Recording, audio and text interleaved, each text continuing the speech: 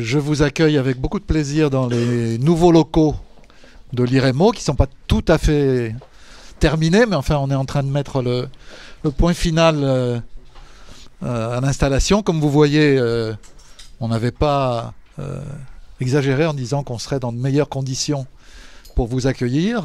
Il y a cette salle qui peut évidemment comporter beaucoup plus de chaises qu'aujourd'hui. Il y a cette salle ici pour les réunions et les séminaires. Et puis il y a des bureaux en bas pour la nombreuse nomenclatura de l'IREMO. Voilà, donc bienvenue dans ces nouveaux locaux. Nous allons parler aujourd'hui de la seule bonne nouvelle jusqu'à maintenant, en tout cas de l'année 2015. Si vous en avez une autre, en tout cas dans le périmètre que nous couvrons à l'IREMO, je serais intéressé de la connaître. Celle-là, c'est sûr, c'est l'accord du 14 juillet sur le nucléaire iranien. Il y a, je crois, en général en France, une conscience assez forte dans l'opinion publique, en tout cas celle qui s'intéresse à ces questions, du caractère décisif, voire historique de l'événement. Mais je crois, je suis même sûr que le contenu de l'accord et ses conséquences sont peu connues et peu mesurées. Est-ce que l'accord comporte réellement une garantie que l'Iran ne se dote pas de l'arme nucléaire? Voilà une première question. Est-ce que cet accord marque un succès pour l'administration Obama, dont je rappelle qu'elle a quand même réussi à éviter un blocage du Congrès, ce qui n'est pas sans importance? Est-ce qu'au contraire c'est un succès, ou bien c'est aussi un succès pour l'administration iranienne, et en particulier en Iran, pour qui? Pourquoi est-ce que Benjamin Netanyahou a mené une bataille jusqu'au dernier moment pour essayer d'empêcher la signature de l'accord, puis pour essayer de faire en sorte que le Congrès s'y oppose? Est-ce qu'il peut y avoir des effets, des conséquences positives sur les conflits en cours? Je pense en particulier à ce qui se passe en Syrie et en Irak. Voilà autant de questions sur lesquelles notre invité est très bien placé pour répondre, puisque au terme d'une longue carrière diplomatique, François Nicoulot a été ambassadeur en Iran, ambassadeur de France en Iran, de 2001 à 2005.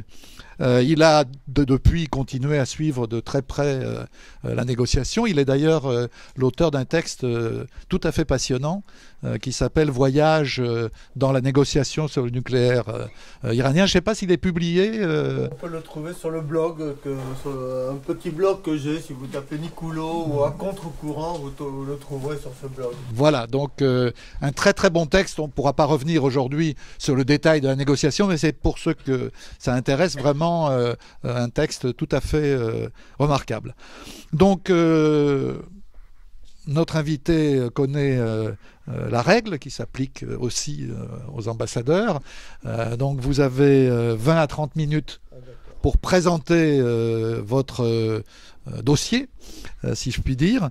Et puis ensuite, on procédera comme d'habitude à un échange avec le public qui est ici. Donc si vous en êtes d'accord, je vous donne la parole pour 20 à 30 minutes. Merci beaucoup.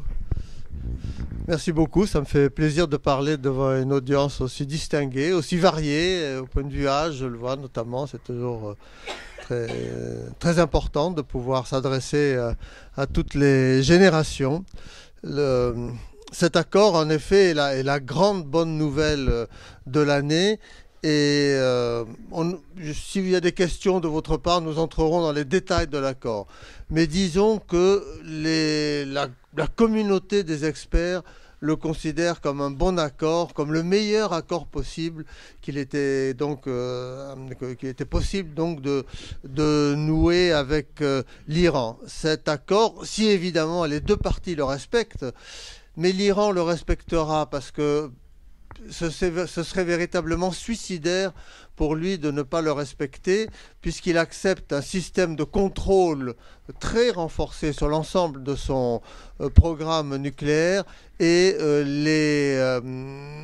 les tentatives de triche seraient immédiatement ou très rapidement découvertes, ce qui serait évidemment désastreux pour l'Iran, pour son futur, et qui réactiverait l'hypothèse qui a toujours plané pendant cette négociation d'un recours à la force si on n'arrivait pas à trouver une solution. Il faut que l'accord aussi soit respecté du côté des Occidentaux et du côté américain, et il y a, en ce qui concerne la levée des sanctions, c'est toujours assez curieusement, les sanctions, quand on les met en place, c'est relativement facile.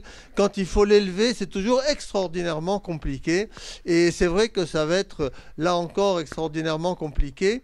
On est à peu près tranquille tant qu'Obama est là, hein. Je pense qu'il fera tout ce qui est nécessaire pour appliquer loyalement l'accord qu'au fond son administration et même lui-même pratiquement ont négocié.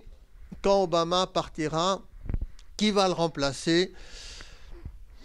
Quand on écoute les débats des différents candidats républicains à la présidence, on est un petit peu inquiet. Il y en a quand même une grande partie qui disent qu'ils vont dénoncer l'accord le jour même où ils arriveront aux affaires. On peut quand même espérer que le bon sens triomphera, parce que si les États-Unis dénoncent l'accord, c'est un accord qui est quand même conclu pas seulement entre les États-Unis et l'Iran, qui est conclu aussi avec l'Union européenne, avec la Russie, avec la Chine. Ça créerait vraiment une situation inextricable, et je pense que les Américains se mettraient dans une position finalement très difficile. Donc, il a été ratifié par le Conseil de sécurité, je crois. Alors c'est ça, il a déjà été approuvé par le Conseil de sécurité, donc en effet c'est un point important. Ça lui donne quand même une caution internationale, là encore, qui serait désavouée si tout à coup un président américain disait mais cet accord, moi je ne l'applique pas, je remets en place les sanctions. Ça serait un véritable, je pense, désastre quand même pour les États-Unis. Donc faisons le pari que le bon sens triomphera. Cet accord instaure une série de contrôles, de mesures de transparence sur le programme iranien qui vont s'appliquer pendant, pour faire simple, entre 10 et 15 ans. D'autres mesures vont même un peu plus loin. Mais contrairement à ce qu'ont dit les opposants de l'accord, qui disent oui, mais alors au bout de 15 ans, l'Iran peut tout à coup se recommencer à fabriquer la bombe. Non, au bout de 15 ans, l'Iran reste toujours membre du traité de non-prolifération. L'Iran aura ratifié ce qu'on appelle le protocole additionnel, c'est-à-dire un système de garantie renforcé de l'AIEA sur l'ensemble de son programme nucléaire, et ça reste en place, tout ceci reste en place. Donc l'accord a des effets bien au-delà de la période de la quinzaine d'années pour lequel un certain nombre de clauses, et notamment la clause de limitation de la taille de ce programme, s'appliqueront. L'accord est un accord qui est exclusivement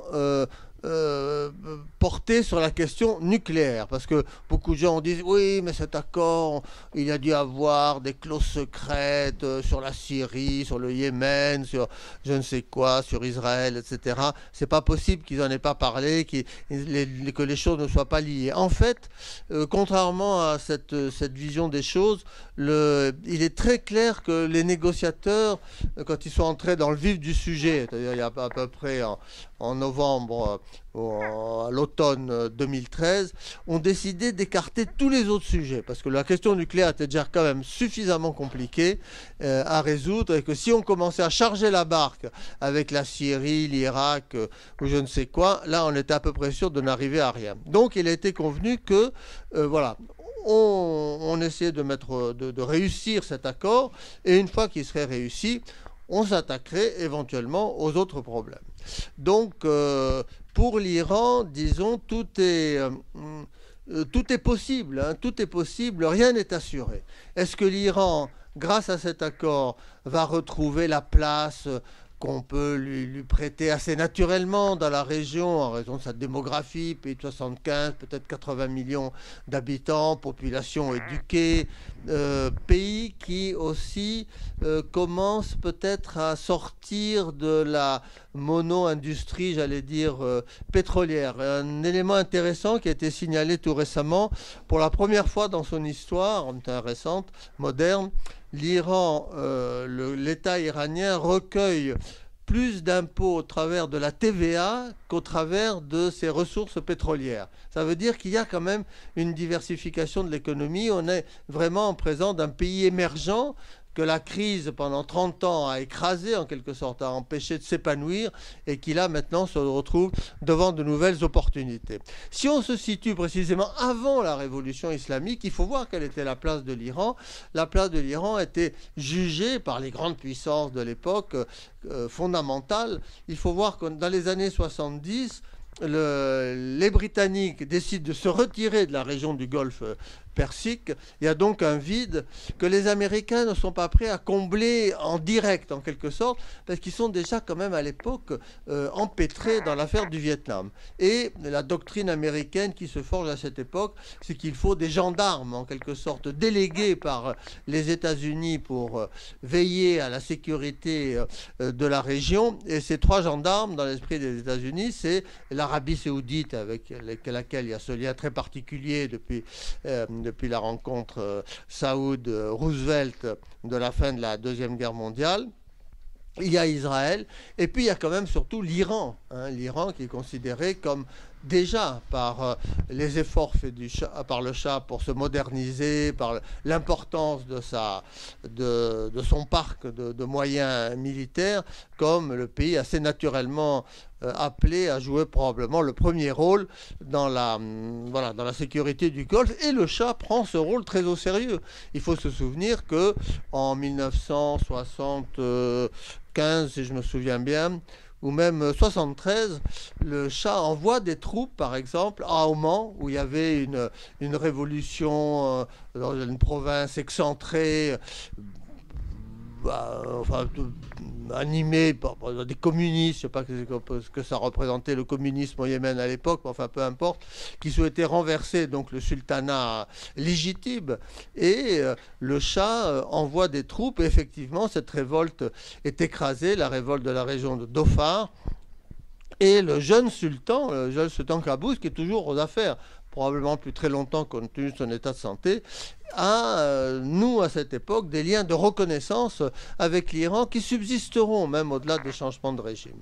Mais bon, en 79 vient la révolution islamique, et là, les choses changent quand même du tout au tout, parce que cette révolution, qui est une vraie révolution, et donc, comme toutes les vraies révolutions, elle a le léger défaut de penser qu'elle a raison contre tout le monde, et donc elle veut imposer son point de vue au monde entier. Donc la révolution islamique, elle veut imposer sa vision de l'islam et sa vision donc des affaires du monde au monde entier, en commençant par sa région. Et elle le fait d'abord par des discours enflammés, des discours enflammés qui invitent les populations de la région à se débarrasser de leurs dirigeants impies. Il faut voir la radio de Téhéran à l'époque arrose l'Irak, arrose l'Arabie saoudite d'appels vraiment à la révolution, au soulèvement contre leurs dirigeants. Comme vous imaginez, c'est assez peu apprécié par ceux-ci. Une autre façon aussi d'agir, c'est de créer au fond des partis partout ça peut être utile, des partis précisément portant les idéaux de la révolution islamique. Toutes les révolutions le font. La révolution française essaimait des partis jacobins dans toute l'Europe. La révolution russe, soviétique, installait des partis communistes et créait la Troisième Internationale. Et les Iraniens, ils ont la même vision. Ils créent les Hezbollah, les partis de Dieu. Alors, ils essaient d'en installer vraiment partout, au début, même dans les pays occidentaux. Ça marche assez moyennement. Ça marche même pas du tout. Il n'y a qu'un ou deux endroits où ça marche, en fait. C'est les endroits où il y a quand même des populations chiites qui sont donc assez ouvertes, à la construction intellectuelle qui arrive d'Iran. Et donc c'est ce qui se passe, c'est ce qu'on voit au Liban, et c'est ce qu'on voit un peu dans la péninsule arabique avec un Hezbollah du Hedjaz qui apparaîtra dans un certain nombre de soulèvements et même d'attentats, parce que, alors il y a une arme effectivement que la révolution islamique utilise, qui était quand même pas trop utilisée par les révolutions précédentes, mais qui est devenue un peu à la mode dans la période, c'est le terrorisme quand même, avec assez peu d'état d'âme, il faut bien le dire. La révolution iranienne utilise cette arme comme moyen de déstabilisation, comme moyen de vengeance ou de représailles contre tout ce qui est dirigé contre elle. Il faut le dire tout ça, parce que aujourd'hui, quand on voit la méfiance viscérale, hein, il faut bien le dire, des Séoudiens à l'égard de l'Iran, il y a quand même de mauvais souvenirs, il y a quand même de très mauvais souvenirs. Et il y a eu, dès les débuts de la révolution islamique, des soulèvements dans la région chiite, le long du Golfe, qui ont été très durement réprimés. Et puis il y a eu une série d'attentats à la Mecque aussi, il faut s'en souvenir, avec quelquefois des centaines de morts, hein. Je me souviens qu'en août 86, par exemple, ça c'est un attentat qui a été déjoué, les Séoudiens découvrent des explosifs dans les bagages des pèlerins iraniens qui viennent à la Mecque. Alors ça, vous voyez, ambiance, comme vous pouvez imaginer. Et d'ailleurs, ce genre d'opération soulève à l'intérieur même de l'Iran beaucoup de questions et de bagarres au sein du gouvernement, parce que tout le monde n'est quand même pas d'accord sur cette façon d'agir. Rafsanjani, qui est aux affaires, qui est plutôt un modéré, Moussavi, qui est encore Premier ministre, se tourne vers les passes d'Aran et dit: mais comment vous avez fait des choses? Parce que c'est les passes d'Aran qui tirent les ficelles de ces affaires, donc cette armée d'élite fondée par la Révolution. Voilà, comment vous pouvez faire des choses pareilles? Donc il y a de sérieux accrochages à l'intérieur du régime iranien. En 87, et encore, il y a des manifestations de pèlerins iraniens. La police tire dans le tas. Elle fait quand même à l'époque à peu près 400 morts. Voilà.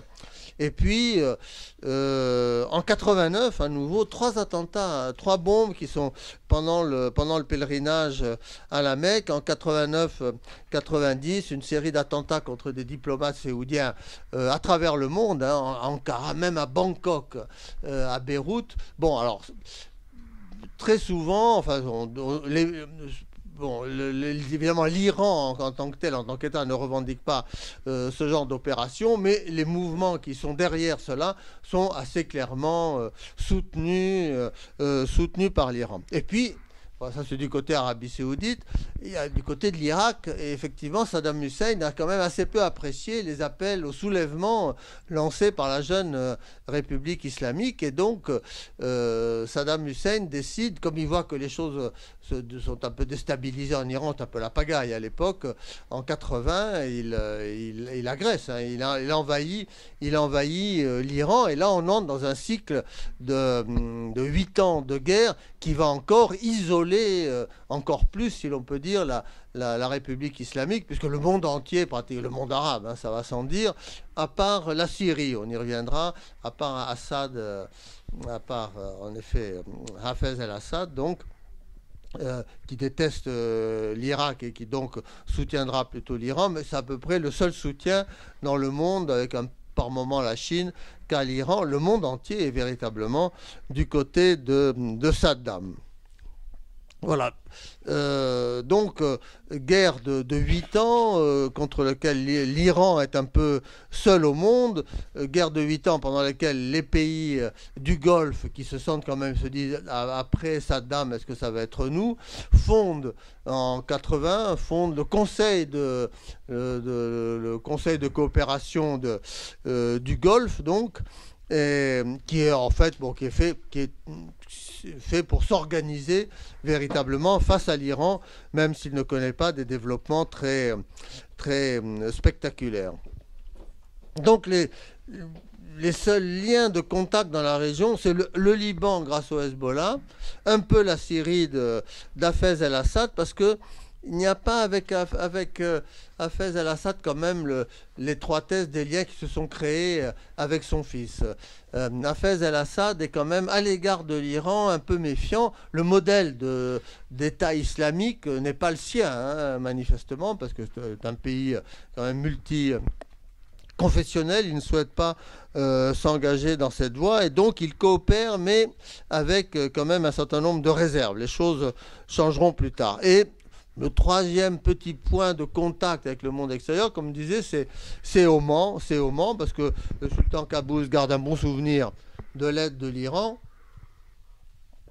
Et puis, Oman, c'est quand même pardon, le pays des Ibadites, c'est-à-dire d'une branche, disons, de l'islam qui est assez éloignée quand même du Wahhabisme, qui a peu d'affinité avec le wahhabisme. Merci.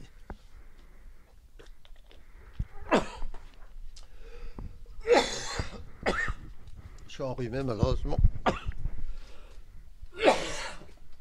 Je risque d'avoir quelques crises comme ça pendant mon exposé, excusez-moi. Mais on va continuer quand même.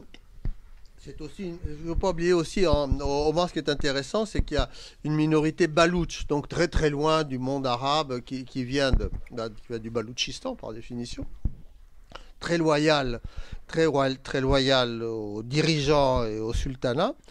Et donc, voilà, Oman est toujours resté un peu en marge de tout cela. Il a toujours essayé de garder un pied au fond dans les deux camps. On le verra d'ailleurs dans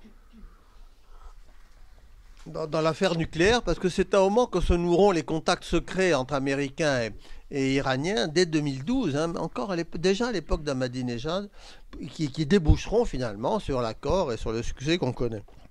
Voilà, donc isolement de l'Iran dans sa région, grave isolement de l'Iran dans sa région, compression de l'Iran, enfin, qui est maintenue sur ses bases, et puis, bien entendu, isolement de l'Iran sur la scène internationale en général, hein, parce que il y a un effet évidemment désastreux sur la communauté internationale que produit la révolution islamique, en prenant en otage 52 diplomates américains et en les gardant en otage pendant 444 jours, quand même un an et pratiquement 3 mois. Là, cette violation quand même grossière, hein, du droit international fait évidemment un effet désastreux, et à partir de là, finalement, les Américains se disent qu'il n'y a rien à faire avec ce régime. Au fond, la seule solution, c'est le régime change. Au fond, on n'y arrivera que si on change ce régime.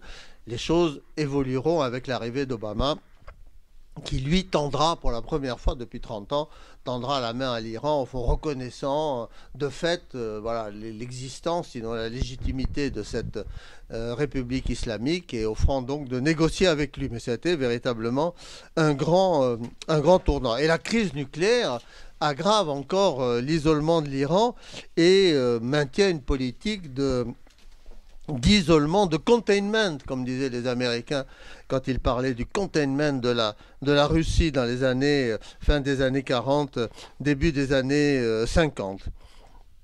La deuxième guerre du Golfe commence à modifier la donne quand même, parce que l'Iran commence à desserrer un peu le carcan qui l'entoure, hein. La chute de Saddam Hussein, qui était son grand ennemi, hein, lui offre quand même des possibilités. C'est paradoxalement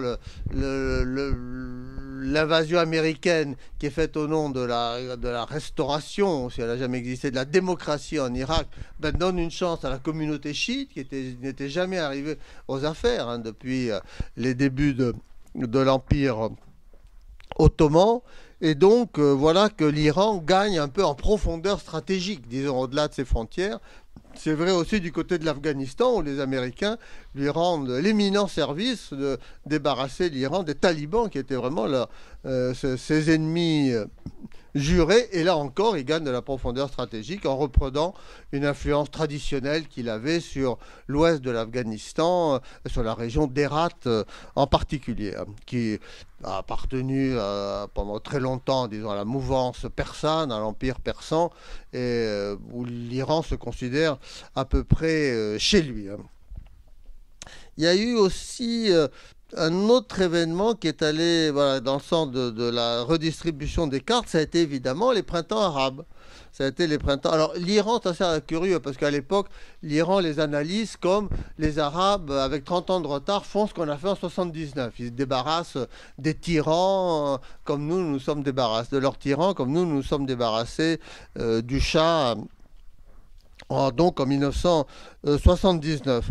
Évidemment, ils ne font pas la comparaison avec les soulèvements de population qu'ils ont subis eux-mêmes. Un an avant, en 2009, il y a eu, à l'occasion de l'élection manipulée d'Ahmadinejad, des millions de personnes, des millions d'Iraniens qui sont descendus à l'Iran. Et ça, c'est évidemment un épisode que les Iraniens préfèrent oublier, qu'ils ne mettent pas évidemment beaucoup en avant. Mais bon, avec ces printemps arabes, ils essayent de renouer avec les gens qui se mettent en place. C'est vrai en Égypte, ils essayent de renouer, ça marche plus ou moins bien avec les frères musulmans. Il faut dire que l'Iran, là encore, avait des relations exécrables avec l'Égypte. Il s'était félicité de l'assassinat de Saddam. Il avait baptisé une des grandes artères de Téhéran du nom de l'assassin de Saddam, Islambouli, Khaled Islambouli. Je crois qu'il avait accueilli, il a même accueilli la famille d'Islambouli. Sadat. Qu'est-ce que j'ai dit? Saddam. Ah oui, Saddam Sadat, l'assassinat de Sadat, bien entendu. Vous avez rectifié de vous-même, merci beaucoup. Voilà, donc l'Iran a accueilli la famille des assassins de Sadat. Vous voyez que ça mettait évidemment une certaine ambiance dans les relations entre les deux pays. Voilà. Et bien entendu, à la suite de ces printemps arabes, arrive peut-être l'automne, voire l'hiver, et arrive la crise syrienne, et on voit l'Iran qui soutient effectivement de plus en plus fermement Bachar el-Assad, dès lors qu'il est convaincu, et ça lui serait insupportable évidemment, que les islamistes pourraient prendre le contrôle de la Syrie. Mais ça, c'est un peu les prolégomènes, en effet, au coup de théâtre, en quelque sorte, que représente l'accord nucléaire du 14 juillet, qui, lui, effectivement, change radicalement la donne. Et les Séoudiens ne s'y sont pas trompés. Hein. Les Séoudiens qui sont traditionnellement jaloux des Iraniens, ont une réaction extrêmement négative au départ. Bon, ils ont fini par accepter l'accord. Mais il a fallu quand même énormément de cajolerie d'Obama pour les faire changer d'avis et les amener à publier un communiqué où ils soutiennent, officiellement en tout cas, cet accord, quelles que soient les arrière-pensées qu'ils continuent à nourrir. Donc le champ des possibles s'ouvre. On se trouve devant, au fond, des conditions suffisantes maintenant. Maintenant qu'ont sauté tous les verrous que nous avons indiqués, maintenant que Saddam a disparu, maintenant que l'Iran n'est plus considéré comme un paria par les grandes puissances occidentales, les conditions sont suffisantes effectivement pour que l'Iran retrouve la place qui était un peu naturellement la sienne, et en tous les cas que lui considère qu'elle est sa place naturelle dans la région, c'est-à-dire la première. Non pas d'ailleurs pour conquérir des territoires, c'est autre chose, mais c'est pour exercer l'influence qu'il considère devoir exercer comme un grand pays régional. Ces conditions sont suffisantes, elles ne sont pas encore tout à fait efficaces. Là, je fais ce rapprochement des deux termes, ça me ramène au provincial de Pascal. Vous vous souvenez que Pascal, dans les provinciales, se moque beaucoup de la casuistique jésuite, où les jésuites expliquent qu'il y a une grâce suffisante, mais en plus, il faut qu'elle soit en plus efficace. Il y a donc deux causes pour que la grâce commence à agir. Évidemment, Pascal se moque beaucoup en disant, mais si la grâce est suffisante, mais qu'elle n'est pas encore efficace, ça veut dire qu'elle est insuffisante. C'est l'argument qui se développe. Mais finalement, les jésuites avaient pas si tort que ça. D'ailleurs, quand on lit jusqu'au bout les provinciales, je m'arrête là-dessus parce que c'est pas le sujet du jour, finalement Pascal perd un peu le moral vers la fin. Il se dit que finalement les jésuites sont pas si bêtes que ça, et c'est assez intéressant à percevoir ce changement d'esprit. Bon, mais enfin voilà. Mais la distinction entre conditions suffisantes mais pas encore efficaces. Pourquoi? Elles sont suffisantes, on vient de le voir, toutes les cartes sont ouvertes, toutes les possibles sont ouvertes. C'est pas encore efficace parce que il y a encore un obstacle considérable. laquelle je voudrais quand même m'arrêter un instant, c'est la situation intérieure iranienne. Parce que, bon, Rouhani a gagné une victoire, a remporté une victoire avec l'accord nucléaire. Mais ses ennemis au sein du régime iranien, tous les fondamentalistes appuyés sur les passes d'Aran, on y reviendra, ne sont pas résignés. Ils n'acceptent pas cette victoire. Je pense qu'ils approuveront quand même l'accord, même le Majlis, où Rouhani n'a pas de majorité, alors qu'il finira quand même par approuver l'accord. Il accrochera quelques grelots autour de son accord en disant oui, mais il faut que les autres le respectent, si on veut que le respecte. Bon, mais peu importe, parce que le guide quand même a compris qu'on a besoin de cet accord pour relancer l'économie iranienne. Mais les opposants à Rouhani se préparent pour une deuxième bagarre qui va être encore très dure, mais qui est une bagarre purement intérieure et qu'ils espèrent bien gagner et qui va s'incarner très prochainement dans les élections qui vont avoir lieu fin février 2016. Qu'est-ce qui se passe en février 2016 ? Il y a l'élection d'un nouveau Majlis, donc d'un nouveau Parlement, et il y a l'élection, on en parle un peu moins, mais c'est le même jour, les gens votent 2 fois, il y a l'élection de l'Assemblée des experts. Alors la constitution iranienne est très compliquée, mais quel est le rôle de cette Assemblée des experts, qui est une assemblée de religieux, 86 religieux, qui sont élus par le peuple ? Eh bien, ils ont un rôle essentiel, c'est de choisir le nouveau guide au cas où le guide en place soit meurt, soit n'est plus capable d'exercer ses fonctions. Voilà. Or, le guide actuel, il est 39, je crois, donc ça lui fait 76 ans. Bon, on peut lui souhaiter longue vie, mais bon, l'Assemblée des experts est élue pour 8 ans, le Majlis pour 4 ans. L'Assemblée des experts pour 8 ans, c'est-à-dire que dans les 8 ans qui viennent, il y a quand même une chance sérieuse ou une possibilité ou un risque sérieux que Khamenei, d'une façon ou d'une autre, disparaisse de la scène. Et donc, c'est vrai que l'élection d'un nouveau guide va cristalliser toutes les questions que se pose la République islamique. Est-ce qu'on va élire une personnalité moins conservatrice, une personnalité qui va laisser un peu s'épanouir la société iranienne, ne va pas continuer à essayer d'écraser au maximum et de ralentir les évolutions de la société iranienne? Ça, c'est vraiment la grande question. Donc, c'est vraiment un enjeu stratégique. Et donc la bagarre a déjà commencé. Elle a déjà commencé autour d'un sujet qui est très important, c'est la question du rôle, encore un autre organisme, du Conseil des gardiens de la Constitution. Au fond, c'est un conseil constitutionnel de 12 membres, 6 religieux, 6 juristes, dans ces élections. Pourquoi ? Parce que le Conseil des gardiens, normalement, dans les élections nationales, que ce soit la présidence ou le Majlis, ou bien entendu l'Assemblée des experts, filtre les candidats.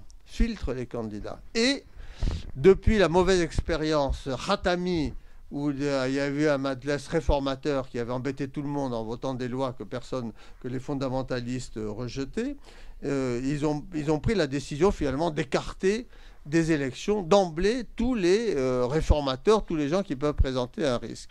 Et Rouhani sent ce risque venir, parce qu'il a l'intention évidemment de présenter des candidats modérés et réformateurs qui correspondent à ses vues pour avoir une majorité au Majlis, mais il se dit que si le Conseil des gardiens se comporte comme aux dernières élections, 95% des candidats qu'il présentera seront éliminés. Et là, le Conseil des gardiens va avoir une occasion en or pour éliminer à peu près les gens qu'il veut. C'est que dès que les gens auront eu l'air de participer un peu ou d'approuver les manifestations de 2009, la sédition de 2009, où le régime a eu quand même très très peur, ils ont eu quand même très peur. Il ne faut pas oublier que les passes d'Aran avaient un avion qui est prêt à décoller quand même d'un aéroport de Téhéran pour exfiltrer le guide. Et donc ils ont cru vraiment que ça a basculé. Bon, ils ont cru que ça allait basculer. Ils ont eu très très peur. Et ça, ils ne veulent pas que ça recommence. Et donc le Conseil des gardiens aura une occasion en or vraiment. Oui, mais un tel, il a fait une déclaration favorable à Moussavi ou à Karoubi, on l'a vu dans telle manifestation. Et donc, il va essayer d'éliminer tout le monde. Et donc, Rouhani a commencé à faire des allusions dans un discours en disant oui, il faut appliquer la Constitution. Or, la Constitution, elle dit que le Conseil des gardiens supervise les élections. C'est vrai d'ailleurs. Et il n'y a rien écrit dans la Constitution sur son rôle de tri, véritablement, des candidats. Mais à peine avait-il dit ça, c'est très intéressant, il s'est fait moucher par le patron des Pasdaran, comme Jafari, qui est le chef de l'ensemble des Pasdaran, qui intervient assez rarement personnellement, mais quand il intervient personnellement, ça veut dire que voilà, les choses, voilà, la bagarre véritablement s'engage, et il a dit, mais comment se fait-il que voilà, le gouvernement s'attaque à un élément de la Constitution aussi essentiel, il ne faut pas dire du mal du Conseil des gardiens, etc. Bon. Le guide qui regarde un peu tout cela, que son cœur est du côté des fondamentalistes, mais il doit faire attention d'essayer d'apparaître au-dessus de la mêlée, a quand même soutenu les Pasdaran. Il a dit oui, les Pasdaran ont un rôle à jouer dans la République islamique, ils ont le rôle de défendre la Constitution. Voilà, donc ça veut dire attention, on peut pas faire trop de mal aux Pasdaran. On en est là aujourd'hui, et alors, ce qu'il faut dire, c'est que même si Rouhani, imaginons le meilleur des cas, qui n'est pas du tout certain, hein, c'est que Rouhani gagne les élections. Il y a quand même le scénario après les élections, on peut retomber dans le scénario qu'on avait connu à l'époque Khatami, c'est-à-dire les années 97-2005, Khatami, président réformateur, qui finit par avoir, en effet, à faire élire, un peu comme Rouhani pourrait le faire, avoir un parlement réformateur, donc, qui vote toute une série de lois réformatrices pour faire évoluer la société, le régime, etc. Et toutes les lois, mais vraiment toutes les lois, se font casser par le Conseil des gardiens, par le Conseil constitutionnel. Et donc, le bilan de Khatami, c'est vraiment zéro. Hein, c'est véritablement zéro au point de vue évolution des institutions. Voilà, donc ça, c'est le piège encore qui attend Rouhani. Alors, qu'est-ce qu'on peut faire, nous? Je vais à peu près conclure là-dessus. Ce qu'on peut faire, c'est aider Rouhani, hein, parce qu'il faut bien voir que l'échec de Khatami, c'est aussi qu'il n'a pas été aidé par l'Occident. On ne croyait pas à Khatami. On se disait, oui, c'est good cop, bad cop. Rouhani, c'est le visage aimable de la République islamique, mais derrière, c'est toujours les mêmes mollahs, c'est toujours les gens qui vont nous mettre des bombes dans les pieds, etc., et qui fabriquent la bombe atomique en cachette. Donc, il n'y a aucune raison de faire confiance à Khatami. Et Khatami, qui tendait la main à l'Occident, qui essayait de trouver des solutions, s'est fait véritablement rejeté par l'Occident, il s'est retrouvé complètement nu. Hein. Et comme il n'arrivait à rien produire, ni sur le plan intérieur, ni sur le plan extérieur, finalement rejeté par les Occidentaux, qui l'ont reçu aimablement. Il a fait des tournées, il a été reçu à Paris, en Italie, etc. Mais tout ça n'a débouché sur rien. Il y a eu une déception terrible dans la population, et cette déception a conduit finalement à l'élection d'Ahmadinejad. Ça, c'est vraiment le scénario catastrophe dont on veut espérer qu'il ne se reproduira pas. Et on a quand même des chances, il faut toujours être optimiste, qu'il ne se reproduira pas. D'abord parce que Rouhani a une force personnelle, c'est un homme... Il a plus de personnalité, il a plus de combativité, disons, que n'en avait Khatami, qui était un intellectuel un peu désincarné. Il connaît mieux que Khatami, il est vraiment un homme du système, il est vraiment né au cœur du système, il en connaît tous les rouages, il a la confiance du guide d'une certaine manière, même s'ils ne sont pas d'accord, donc il a plus de pouvoir. Et puis, il y a quand même un élément, il y a un deuxième élément favorable, c'est que... la population, la société civile, cette fameuse société civile, enfin cette population urbaine, de classe moyenne, éduquée, a encore grossi, elle a encore augmenté. Hein. Du temps de Khatami, à la fin du temps de Khatami, il y avait peut-être 2 millions d'étudiants en Iran, il y en avait 200 000 du temps du Shah. Aujourd'hui, il y a 4 millions d'étudiants dans les universités iraniennes. Cette classe moyenne s'est encore développée, elle devient de plus en plus puissante, et donc elle peut peser dans le jeu des institutions, et ça...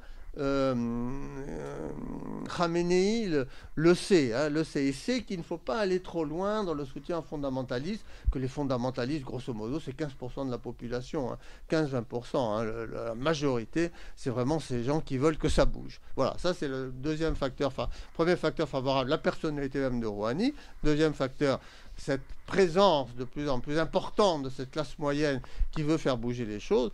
troisième facteur, et ça c'est nous qui sommes interpellés, il faut qu'on aide Rouhani. Il faut qu'on aide Rouhani sur les différents sujets. Il est certain, par exemple, qu'en faisant rentrer l'Iran dans le jeu de l'avenir de la Syrie, c'est une façon de donner au fond le pouvoir. Si on reconnaît comme interlocuteur l'Iran, ce qu'on commence à faire, c'est de donner un peu le pouvoir aux diplomates de Rouhani contre les Pasdaran. Et les Pasdaran, pour le moment, c'est les Pasdaran qui gèrent la Syrie, l'Irak, la lutte contre Daesh, la lutte au Yémen en soutien aux Houthis. Les diplomates ne jouent aucun rôle. Si tout à coup ils se voient accueillis aux tables de négociation, ça donne quand même un pouvoir donc à Rouhani, et voilà, c'est ça notre responsabilité, c'est pour éviter de retomber, comme je disais, dans le scénario mauvais scénario de Khatami. Je vais m'arrêter là, je vois que j'étais trop gentil, vous aurez dû m'arrêter plus tôt. Voilà, mais je m'arrête là parce que toutes les questions que j'ai pas pu traiter reviendront certainement dans les questions. Merci beaucoup.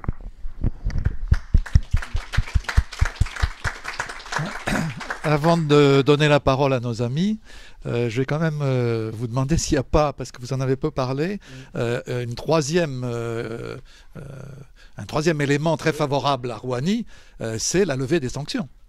C'est-à-dire à partir du moment où les sanctions seraient levées et où notamment, à commencer par les avoirs iraniens seraient dégelés, c'est quand même, je le signale, un peu plus de 130 milliards de dollars. Rouhani pouvant se présenter comme celui qui a récupéré 130 milliards de dollars, ça n'est pas sans influence, j'imagine, sur l'opinion publique.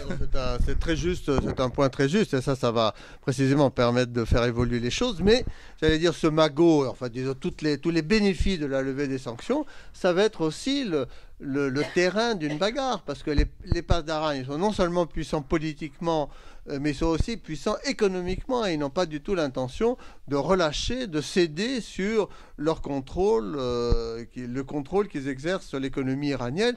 Et donc, ils vont essayer de récupérer un maximum, j'allais dire, du magot et de tous les bénéfices des sanctions.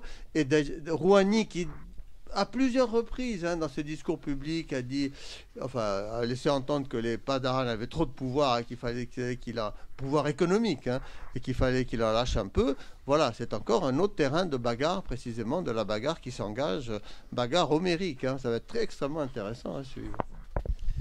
Merci. Alors, c'est à vous. Je propose qu'on série un peu les questions pour pas être trop dans la confusion. Donc on est d'abord des questions, s'il y en a, sur l'accord sur le nucléaire lui-même, son sens, son contenu, etc. Et qu'ensuite on en vienne à ce qui vient d'être introduit, c'est-à-dire la question de la situation de la bataille politique en Iran même. Donc sur l'accord, s'il y a des questions, elles sont les bienvenues. Oui. Il y a des micros. Alors je vous signale, c'est important de parler dans le micro, non pas pour le plaisir, mais parce que ça vous permet d'être audible pour la vidéo qui sera mise en ligne ensuite. Merci pour ce débat, merci pour votre intervention.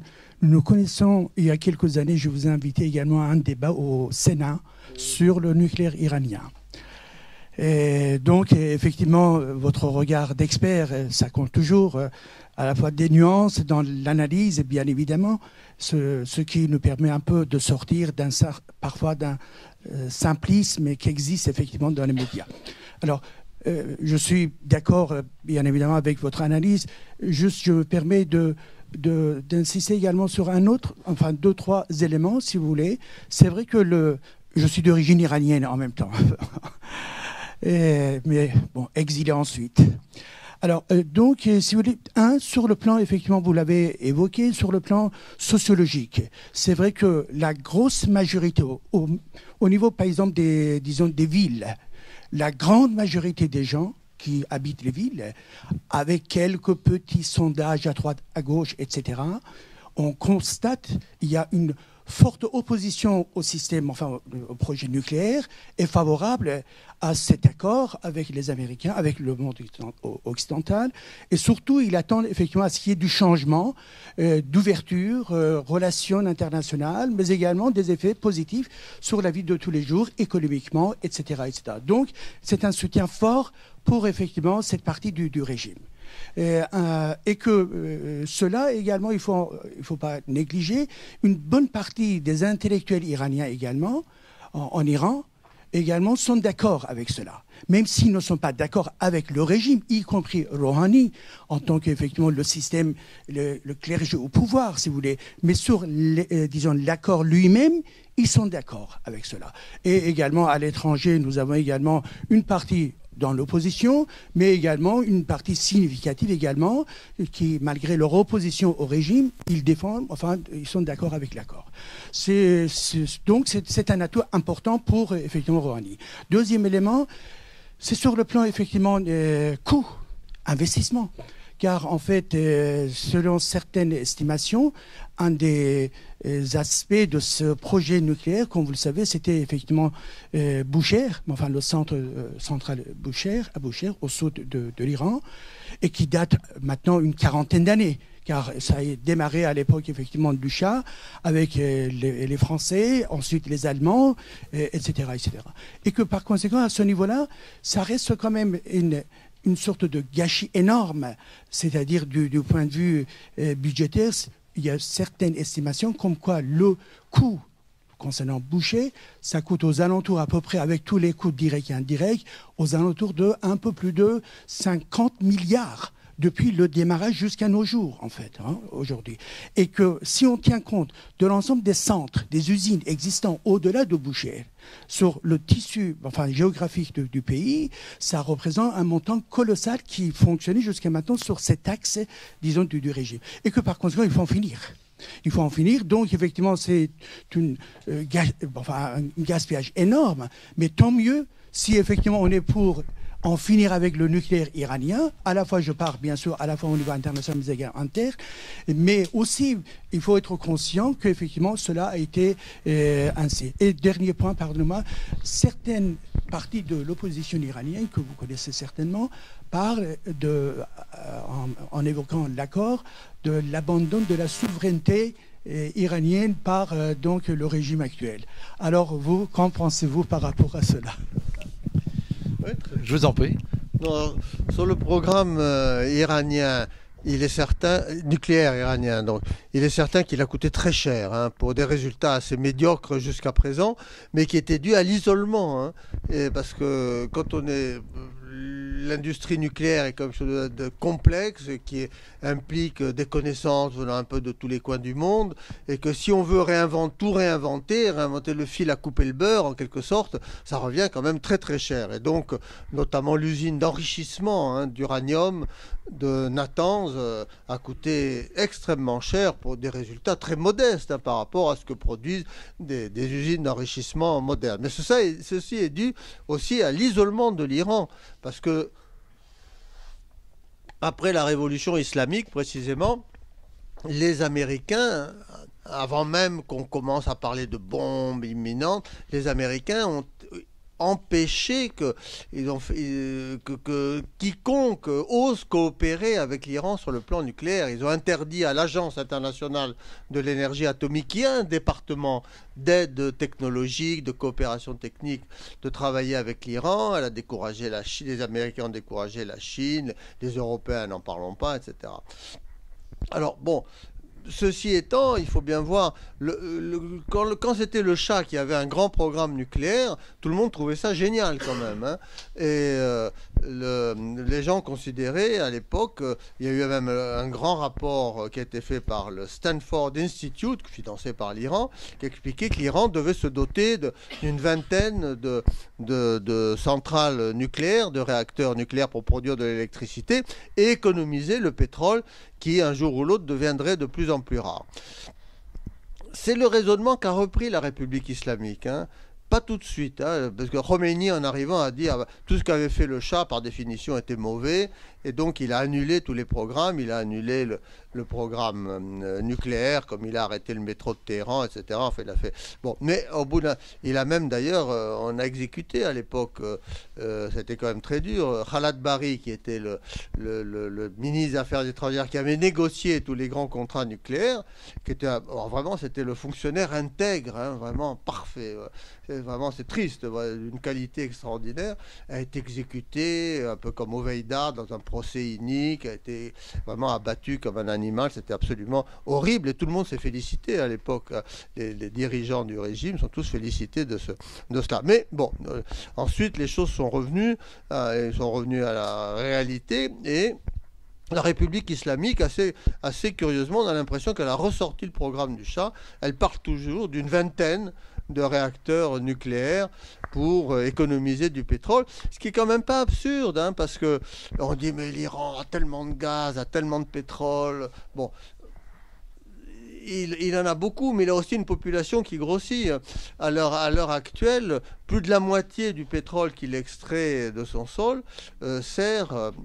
même avant les sanctions, hein, je ne parle pas de l'effet des sanctions, plus de la moitié sert à faire rouler les automobiles ou à faire tourner des centrales au gaz ou au pétrole en Iran. Donc, et la population n'est pas encore totalement développée. Le jour où elle arrivera probablement un jour à une centaine de millions, avec une élévation du niveau de vie, une multiplication de la circulation. Il y a un moment, quand on poursuit les courbes, où l'Iran voit les 3/4 de sa production pétrolière absorbée par sa consommation interne. Hein. Donc l'idée de faire des économies là-dessus, de garder quand même une marge pour continuer à exporter, c'est pas totalement absurde. Alors, et le jour où, c'est ça qu'il faut espérer, c'est que le jour où l'Iran revient dans la boucle de la coopération internationale, parce que l'accord nucléaire prévoit quand même que les pays, non pas signataires, mais enfin qui ont conclu l'accord, parce qu'il n'y a pas de signature hein, au terme exactement, il prévoit que c'est coopèrent avec l'Iran pour développer son industrie nucléaire. Si c'est intégré, si vraiment l'Iran travaille vraiment en coopération avec la communauté internationale, là je pense que le programme nucléaire reprend quand même de la signification. Voilà, ça c'était la première. La deuxième question, c'était concernant la souveraineté que certains pensent. Tout accord, par définition, implique des sacrifices de souveraineté. Ce qui est vrai, c'est vrai de tout. Quand l'Iran signe le traité de non-prolifération nucléaire en 1970, il renonce à quelque chose. Il renonce à fabriquer la bombe atomique. C'est une renonciation à son libre arbitre, à son choix. Ça restreint ses choix. Ça, c'est par définition tout traité. Ce traité-là impose à l'Iran, c'est vrai, des conditions extraordinaires, des restrictions tout à fait extraordinaires, exceptionnelles par rapport aux obligations habituelles d'un signataire du traité de non-prolifération. Mais ces contraintes extraordinaires, c'est elles qui sont limitées dans le temps. Et qui, en effet, au bout d'une quinzaine d'années, disons pour simplifier, le pari qu'on fait, c'est que si l'Iran respecte cet accord pendant 15 ans, la confiance sera revenue et donc l'Iran est considéré à partir de là comme un membre ordinaire du traité de non-prolifération, toujours soumis aux mêmes restrictions, aux mêmes obligations, et donc qui n'acquiert pas la bombe atomique, toujours soumis aux inspections de l'AIEA, mais comme à peu près n'importe quel autre pays nucléaire. Voilà. D'autres questions, Bernard ? Oui, toujours sur la question purement nucléaire, parce que c'est la première série. Vous avez dit que c'était cet accord qui avait un caractère décisif. Personnellement, je ne pense pas. La question qui est posée, ou le discours qui est donné, c'est que l'Iran était à l'origine de la prolifération nucléaire dans la région. Je considère que ce n'est pas vrai. Je considère que le facteur déclenchant de la déstabilisation dans la région sur le plan nucléaire, c'est quand même le nucléaire israélien. Et donc, le grand absent dans cet accord, c'est celui-là. Donc ça, c'est le premier point, parce que d'une certaine mesure, la continuation de l'existence du nucléaire israélien, ça veut dire qu'Israël va toujours exercer son chantage dans la région et que par conséquent, y compris sur l'Iran. Et donc le problème de la stabilisation et de la prolifération nucléaire est toujours à l'ordre du jour dans cette région. Donc ça, pour moi, c'est très important. Les ogives nucléaires israéliennes étaient le grand absent de cette conférence. Et le projet d'Obama lui-même, qu'il avait développé au Caire et un petit peu à Prague, c'était une zone dénucléarisée au Moyen-Orient. Cette zone dénucléarisée au Moyen-Orient incluait Israël. Et aujourd'hui, on n'a plus Israël dans cette zone-là dénucléarisée. Donc ça, pour moi, c'est très important parce qu'on a l'impression que se renouvelle, que se prolonge le régime du double standard. C'est-à-dire que l'arme nucléaire, elle est bonne pour les amis, elle n'est pas bonne pour les non-amis. Je place l'Iran comme un non-ami. Donc ça, je crois que c'est très inquiétant, à mon avis, pour la suite de la logique en cours. Et je crois qu'Obama aura eu un succès que si la question du nucléaire israélien reste dans l'agenda international. Sinon, c'est perdu. Moi, je le crois profondément. Et puis, ce que je voulais dire, c'est que à terme, je termine là-dessus, je crois que la sécurité dans la région, parce que c'est l'enjeu, hein, c'était la question de la sécurité, il n'y aura pas de sécurité pour les peuples du Moyen-Orient si c'est la sécurité nucléaire qui est imposée par Israël. Ça veut dire que la question du règlement, y compris la question israélo-palestinienne, passera par une conférence internationale, comme c'est pour ça que c'est un élément positif, la conférence qui a eu lieu, parce qu'on règle les conflits par une conférence internationale. Et on réglera la question palestinienne que s'il y a une conférence internationale qui pose la question de la sécurité de l'ensemble de la région, qui inclut la dénucléarisation d'Israël pour que tous les peuples aient une sécurité commune, si j'ose dire. C'est pour ça que je pense que la conférence, l'accord de Vienne n'est pas décisif pour l'avenir de la région et de ces conflits et de la sécurité de la région. Juste un bémol sur ce que vient de dire Bernard. Il faut donner acte quand même à Barack Obama qu'il a donné son aval, y compris voté pour la tenue d'une conférence visant à dénucléariser le Proche-Orient, à laquelle, qui devait avoir lieu à Helsinki, si ma mémoire est bonne, à l'automne 2012, et que Israël a refusé de manière absolument catégorique d'y participer. Voilà. Jean-Paul, peut-être c'est sur la même question. Oui, c'est juste pour rajouter deux choses. La première, c'est qu'il y a chaque année, et François Niccolò connaît ça parfaitement, une conférence d'examen du TNP. Or, depuis des années, il y a un texte de la déclaration générale qui indique qu'il faudrait qu'il y ait une conférence pour créer une zone exempte d'armes nucléaires au Moyen-Orient. Et dans la dernière conférence d'examen du TNP qui a eu lieu au mois de mai 2015, il y a quelques mois, les États-Unis, le Canada ont fait en sorte que cette déclaration ne réapparaisse pas. Donc c'est ma première remarque, et j'aimerais bien avoir le commentaire de François Niccolò. Puis une deuxième chose qui m'a, en tant que citoyen, un peu étonné, on va dire, c'est lorsque François Hollande, le 14 juillet, lorsqu'on parle de l'accord sur le nucléaire, il a eu cette phrase que j'aimerais bien avoir votre avis, parce que j'arrive pas à la comprendre, moi, où il dit « C'est important qu'il y ait cet accord sur le nucléaire, comme ça, ni l'Arabie Saoudite, ni Israël ne seront tentés d'aller vers l'arme nucléaire. » Et les deux journalistes qui étaient là n'ont absolument rien dit, alors que voilà, Israël est quand même une puissance nucléaire depuis plus de 40 ans. Donc j'aimerais avoir votre analyse. Comment est-ce qu'un président peut dire ça, d'après vous? Oui, moi aussi, ça m'a légèrement étonné, je dois dire. C'est curieux. Enfin, est-ce que sa langue a fourché? Est-ce que je ne sais pas qu'est-ce qui s'est passé.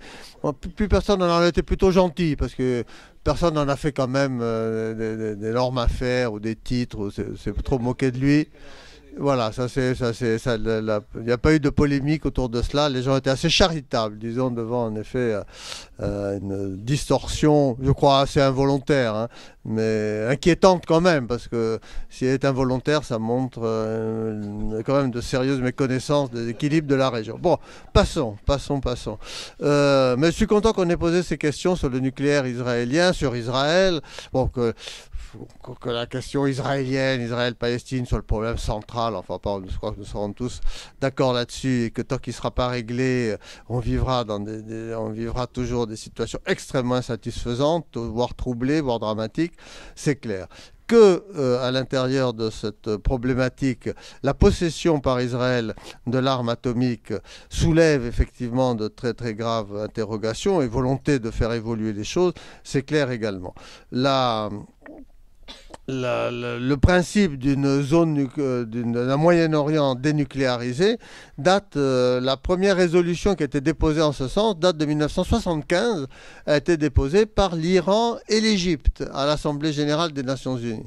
Et je veux dire, l'idée est demeurée, mais elle est demeurée sans jamais évidemment se réaliser comme on peut aisément le comprendre. Et à un moment, en effet, à l'avant-dernière conférence d'examen du TNP, les Américains ont accepté pour arriver à un compromis général et qu'on ouvre la perspective d'une réunion, d'une conférence pour traiter du sujet. Bon, mais il y a eu le blocage d'Israël, les États-Unis n'ont pas voulu s'opposer à Israël, et devant l'impossibilité de réunir cette conférence, à la dernière réunion des membres du TNP, donc on a poussé l'affaire sur le côté parce qu'on savait que si on demandait à nouveau la réunion de cette conférence, de toute façon, ça ne marcherait pas. Bon, alors, je reviens quand même sur les arguments. Moi, quand j'étais en Iran, bon, j'ai un peu l'esprit de contradiction, j'essayais de prendre un peu la défense d'Israël face aux Iraniens quand ils m'en parlaient. Et alors, les Iraniens, d'abord, en effet, ressortaient très souvent l'argument du deux poids, deux mesures. Et je leur disais d'abord, c'est un argument que quand les gens l'invoquent, ils l'invoquent en général quand le deux poids, deux mesures joue à leur détriment. Il y a quand même beaucoup de situations dans lesquelles ils jouent à leur avantage, et ça, on n'en entend plus parler. Mais, je dis, le deux poids, deux mesures, il est apparu à la naissance des temps, à la création d'Adam et Ève, c'était le début, par définition, du deux poids, deux mesures, et c'est un critère qu'on ne peut pas appliquer voilà, de façon indiscriminée. Chaque situation est unique. Chaque situation est unique. On ne peut pas dire « Ah, regardez de l'autre côté, regardez Israël, regardez l'Arabie Saoudite. Pourquoi vous êtes gentil avec eux? Pourquoi vous n'êtes pas gentil avec moi ?»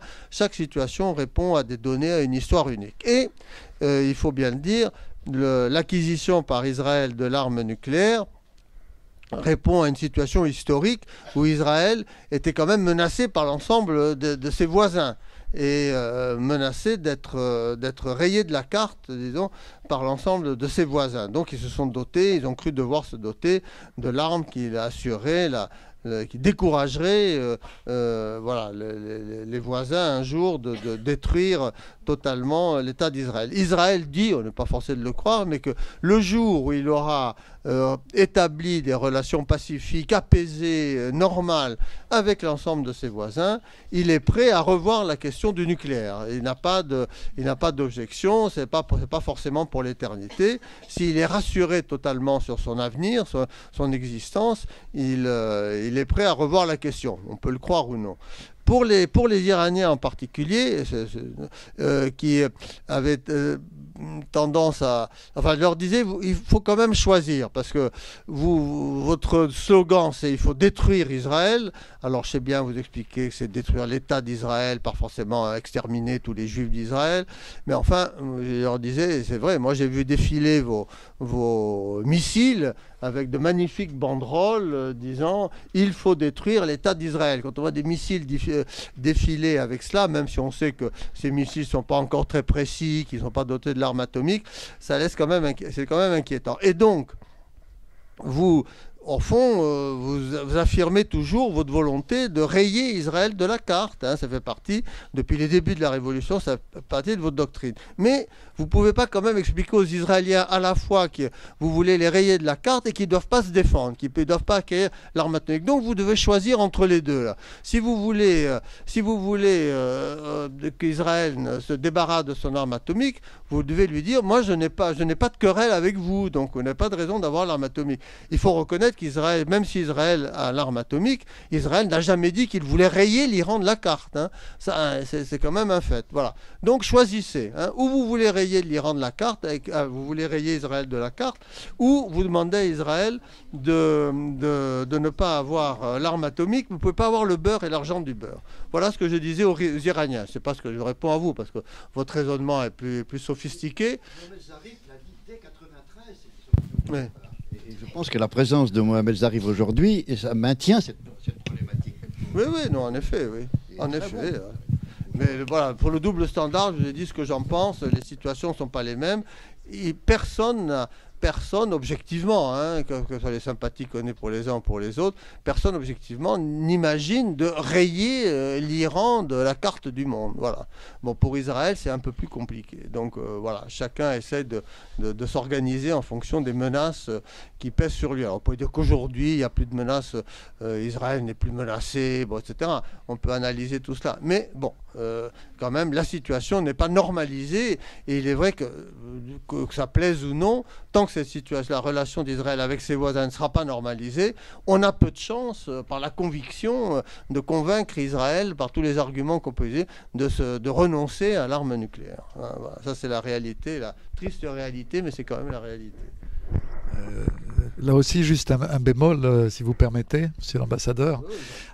Pendant les 2 ans de campagne intense de Benyamin Netanyahou contre le nucléaire iranien, il y a eu des déclarations, non pas de Benyamin Netanyahou, c'est vrai, mais du chef d'état-major de l'armée israélienne, reprenant des formules qui n'étaient pas « on va détruire l'Iran ou raser l'Iran ou exterminer l'Iran », mais reprenant par exemple les formules américaines du type « on va ramener l'Iran à l'âge des cavernes ». C'était pas vraiment des déclarations très pacifiques, très amicales. D'autres questions sur l'accord ou bien sur la situation en Iran, si vous voulez y passer ou... Oui, alors, vous avez évoqué la question des premiers contacts qui avaient été établis en 2012 à Oman. Alors j'aurais voulu savoir quel était un peu le contexte de ces premiers contacts et qui en avait été à l'origine en fait. Oui, en effet. Il y a eu, Obama, dès 2009, a tendu la main à l'Iran. Hein, c'était très clair. C'est apparu pendant sa campagne électorale. C'était déjà courageux à l'époque. Contre l'opinion générale et tous les autres candidats, il a dit qu'il fallait trouver une solution diplomatique. Dans son discours inaugural, sans citer l'Iran, il a dit vers les pays qui tendent le poing contre nous, s'ils desserrent le poing, nous leur tendrons la main. Bon, c'était assez... Il y a eu Nowruz, le message de Nowruz, donc du nouvel an iranien, le 20 mars, où Obama a vraiment cité expressément la République islamique d'Iran, disant qu'il était prêt à discuter. Il y a eu le discours du Caire et vraiment toute une série de gestes d'ouverture. Ces gestes n'ont pas pu prospérer parce que l'Iran était à cette époque empêtré, hein, le régime était empêtré précisément dans le soulèvement des populations contre l'élection truquée d'Ahmadinejad. Et donc, Obama a dû ronger son frein pendant donc pratiquement tout son premier mandat. Mais il a maintenu le contact avec le guide de la Révolution. Il a écrit plusieurs lettres, hein, dont on n'a jamais connu la teneur, mais enfin, qui contenaient manifestement des gestes d'ouverture. Et on croit savoir que c'est le sultan d'Oman lui-même, qui était quand même très à l'écoute de tout cela, qui est un homme très fin, qui connaît très bien sa région, qui est venu voir les Américains à un moment en 2011 en disant « Écoutez, moi je me fais fort, si vous le voulez, de nouer des liens discrets, il faut quand même essayer de se parler ». Les Américains ont dit, écoute, essayez, ils n'y croyaient pas tellement au départ. Et puis finalement, il est revenu en disant, oui, les Iraniens sont prêts à parler et ça se passera donc à Oman. Ça a été organisé, c'était vraiment très bien organisé pour protéger le secret. C'était toutes petites équipes qui ont voyagé, etc. Mais le premier contact s'est noué du temps même d'Ahmadinejad. C'est intéressant parce que ça veut dire que il n'y a pas qu'Ahmadinejad qui décidait. Hein. C'était vraiment une décision collective qui a été prise dans un petit noyau, mais donc ils sont allés au contact. Ceci étant, les premiers contacts ont été assez pauvres. Hein. Ils étaient assez pauvres et il a fallu vraiment l'élection de Rouhani pour que les choses s'accélèrent. Et là, on a commencé à toucher aux questions de fond. Et dans ces contacts secrets, les Américains ont fait l'ouverture qui était vraiment décisive stratégiquement pour le succès des négociations sur 2 points. 2 points qui coinçaient et qui faisaient que la négociation coinçait depuis 2005. La première, c'est que on demandait aux Iraniens, pour renouer des négociations de fond, pour aborder les questions de fond, de commencer par un geste de bonne volonté, de suspendre leurs activités d'enrichissement, d'arrêter de faire tourner leurs centrifugeuses. Or, les Iraniens avaient déjà fait ça dans la période 2003-2005. Ils avaient fait ça avec les 3 Européens qui étaient venus les voir et ils n'avaient rien obtenu. Au bout d'un an et demi de suspension d'activité, la négociation avait capoté. Et quand les gens ont dit non, il faut recommencer à suspendre ces activités, et que Dieu a dit non, on a essayé une fois, ça n'a pas marché, c'est terminé. Moi, nous refusons de faire un geste, de répondre à une précondition que nous considérons comme humiliante. Voilà, ça c'était la première. Le deuxième point qui posait question, c'est que les Iraniens disaient, écoutez, on est prêt à entrer en négociation, mais où est-ce que vous voulez nous mener ? Quel est au fond l'objectif des négociations, disait-il aux Américains, aux Occidentaux, enfin bon. Il disait, au fond, quel est votre but dans cette négociation ? Est-ce que vous voulez nous amener à renoncer aux éléments les plus sensibles, les plus importants pour nous, notre programme nucléaire, et à renoncer notamment à l'enrichissement, parce que vous nous dites toujours, effectivement, pourquoi vous développez une usine d'enrichissement qui est très inefficace, et il vous coûte très cher, alors que nous, on peut vous fournir de l'uranium enrichi tant que vous voulez pour faire tourner vos centrales. Donc, vous nous dites toujours ça. Est-ce que vous voulez nous amener tout doucement à travers une négociation à fermer notre usine d'enrichissement? Ça, c'est inacceptable. Et en fait, c'était bien ça l'idée qu'avaient à l'époque les Occidentaux, qu'avaient les Américains, qu'avaient les Européens. C'était le fameux mantra du zéro centrifuge. La seule sécurité qu'on a avec l'Iran, c'est que l'Iran revienne à zéro centrifuge. C'est que comme ça qu'on sera content. Et la négociation bloquait sur ces 2 points. Et alors, à Oman, les Américains ont dit, écoutez, non, on est d'accord, on ne vous demande plus de suspendre vos activités d'enrichissement avant de commencer de parler des choses sérieuses. Et c'est vrai, on accepte le principe qu'à la fin de la négociation, vous conserverez, on verra le format exact, on va en discuter, mais le principe, c'est que vous conserverez une capacité d'enrichissement. À partir de cela, tous les bouchons ont sauté et la négociation a pu s'engager, et c'est allé très vite avec la visite de Rouhani à New York. Vous vous souvenez, le fameux coup de téléphone historique entre Obama et Rouhani. Les choses sont allées très vite. De septembre, dès novembre, il y avait donc un premier accord qui posait les bases de la négociation, qui a finalement abouti en juillet 2015. Merci. D'autres questions, je vous en prie. Comment expliquez-vous, monsieur l'ambassadeur, que la France ait été beaucoup moins allante que les Américains, pour parler de façon diplomatique, et quand même, à un certain moment dans la négociation, elle est tentée de la ralentir? Oui, en effet, c'est une question que beaucoup de gens se sont posées, que se posent encore. Si vous voulez, quand on est... Bon, il y a 2 lectures, et les 2 lectures se confondent, et chacun finit par trancher selon un peu son intime conviction. Toute action diplomatique est un mélange de défense d'intérêts et de défense de valeurs, de principes. Et dans la question nucléaire, dans cette négociation nucléaire, on peut lire, il y a deux lectures de la position française. La position des intérêts, oui, la France se montre dure pour se mettre bien avec l'Arabie Saoudite, remporter de grands contrats, etc.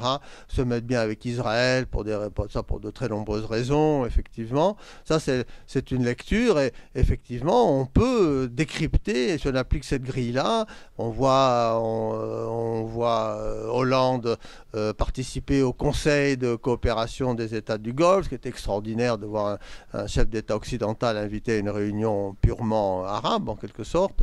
On le voit en effet remportant de premiers contrats très importants. Voilà, on se dit, en effet, le résultat est là. Et la deuxième lecture, c'est celle évidemment que mettent en avant les diplomates français, les gens du Quai d'Orsay, en disant écoutez, non, nous, si on a pris les positions que nous avons prises, c'est pour des raisons de prolifération. Nous considérons que nous avons le devoir de défendre très attentivement, d'être les défenseurs stricts, sans sans concession des grands principes de la prolifération. Nous voulons la certitude que l'Iran ne trouvera pas dans l'accord qui va être passé des trous, là, des loopholes, des petits interstices dans lesquels il pourrait se glisser pour arriver quand même à progresser vers la bombe. Et donc, c'est vrai que même s'il faut être désagréable quelquefois, nous avons verrouillé au maximum tout au long de la négociation. Voilà, alors ensuite chacun, c'est un mélange des deux, choisissez l'endroit où vous... Il y a certainement un peu, au moins un minimum des deux. Hein.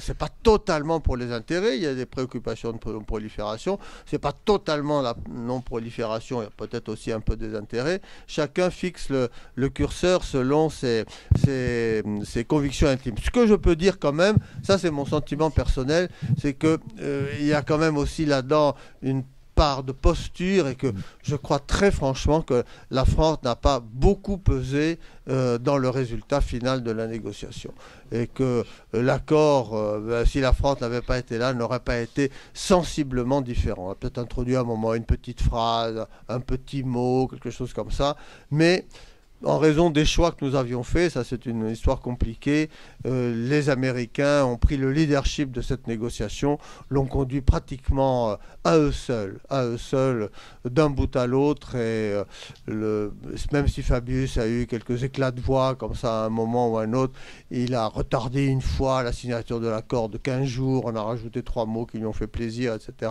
Mais ça n'a rien changé au fond.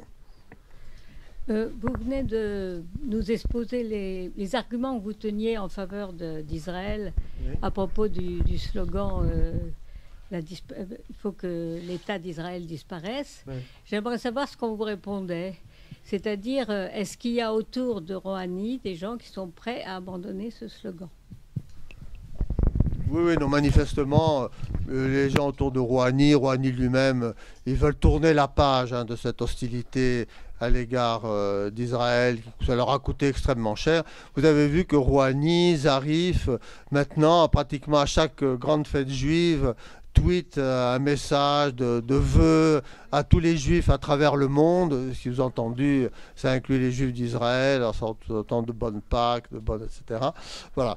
Donc, manifestement, ils ont envie d'en sortir. La difficulté, effectivement, c'est que ça fait partie des dogmes fondateurs, vraiment, de la République islamique.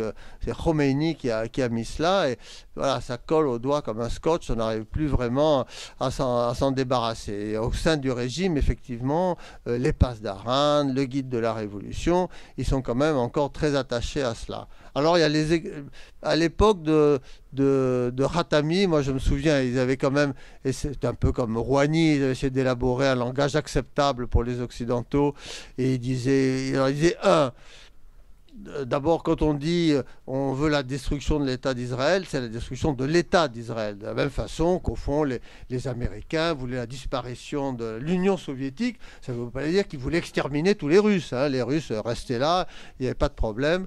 C'est simplement la structure même de l'État. On en veut à l'entité sioniste. Donc, c'est à l'État juif qu'on en veut. Alors, les Iraniens disent en revanche, nous sommes vraiment opposés à la formule des deux États. Nous pensons qu'il y a une Palestine dans laquelle toutes les communautés doivent pouvoir vivre en paix. Bon, voilà. Alors, et il disait donc, si on lit exactement la phrase de Khomeini, elle ne dit pas que nous voulons nous exterminer Israël, elle dit qu'Israël, c'est la phrase, disparaîtra de la page du temps. Voilà, c'est une belle phrase. Voilà, on peut, voilà. Mais moi, ce que je leur disais quand même à mes amis iraniens, c'est très intéressant, je vous remercie beaucoup, mais une fois de plus, quand je vois défiler vos missiles avec écrit Israël doit disparaître, doit être détruit, là, ça me pose quand même des questions. Ils me disaient oui, mais c'est pour la consommation intérieure. Alors, je disais oui, d'accord, pourquoi vous l'écrivez en anglais alors bon, il faut quand même choisir. D'ailleurs, ils ont et après ils ont supprimé. Vous remarquerez qu'à la suite de mes interventions, Et j'avais dit, la prochaine fois, je demanderai à mon attaché militaire de quitter la tribune, parce qu'après tout, Israël est un pays ami de la France, c'est comme ça. On n'a pas honte de nos amis, même s'ils posent beaucoup de problèmes. Et donc, moi, je ne peux pas accepter de voir des choses comme ça. Et l'attaché militaire est effectivement descendu de la tribune, il est parti. Alors, les gens du protocole lui ont couru après, mais pourquoi vous partez? Il a dit, parce que les instructions, etc. J'ai encore une fois devoir défiler vos fameux missiles. Bon, alors, ce qui est intéressant, c'est quand même, les gens ont quand même soif de respectabilité, et ça a disparu l'année suivante. Hein. Les années suivantes, il y a toujours eu les missiles, il y a toujours eu des banderoles, mais il n'y a pas eu les banderoles sur les missiles. Voilà, donc c'était un léger progrès. Hélas, les missiles sont toujours là, et l'esprit est toujours là, mais bon, mais je crois que ça évoluera. Ça, petit à petit, ce dogme va s'ossifier, là. Petit à petit, il faut l'espérer. Ce que disait aussi, à l'époque de Khatami, ce que dit aussi assez volontiers les gens de Rouhani, c'est que, bon, ça c'est notre position, disent-ils, mais on n'est pas plus palestinien que les Palestiniens. C'est-à-dire, on ne veut pas être plus palestinien que moi, tu meurs. Donc, nous, si les Palestiniens trouvent une solution avec les Israéliens, on sera d'accord. Voilà. Donc, on ne s'opposera pas à une solution. Voilà. C'était un peu le genre d'ouverture qu'il faisait. On peut y croire ou ne pas y croire. Monsieur, tout au long de votre exposé, vous avez pu nous montrer les différents atouts de l'Iran et ce qui faisait d'elle un leader en puissance, que ce soit ses ressources énergétiques, le nucléaire dans quelques années, sa population jeune et éduquée. Et je voulais savoir, dans les prochaines années, dans quel conflit, dans quelle problématique l'Iran allait s'investir pour devenir donc cette puissance en acte et plus juste en puissance. C'est vrai, vous avez raison, c'est encore une puissance virtuelle. Il n'a pas tiré tous les bénéfices, disons, de l'ouverture que promet la conclusion de l'accord nucléaire. Bon, une fois de plus, l'Iran ne veut pas conquérir des territoires, hein, ce n'est pas son problème. Il souhaite néanmoins que sa nature, son rôle soit reconnu. Il souhaite aussi que son originalité d'État islamique comme chiite et de confession chiite soit aussi reconnue.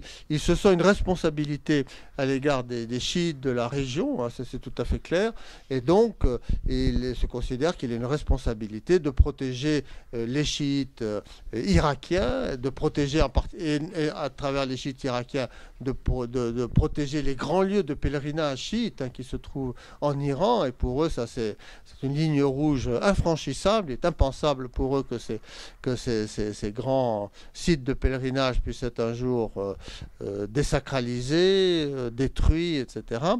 Il se considère un peu comme protecteur des minorités chiites qu'on trouve le long du golfe Persique, c'est-à-dire sur l'autre rive du golfe Persique, c'est-à-dire au Koweït, à Bahreïn, hein, où il y a une majorité, alors c'est plus une minorité, c'est une majorité de chiites face à une minorité sunnite, mais qui détient le pouvoir, et en Arabie Saoudite même, hein, puisqu'il y a à peu près, les Saoudiens disent 10%, on va quand même être beaucoup plus proche de 15% de chiites, qui se trouvent en plus dans la région pétrolière, hein, la région où se trouve tout le pétrole, une région tout à fait stratégique. Et voilà. Et il souhaite que au fond, voilà, cette autorité morale soit reconnue.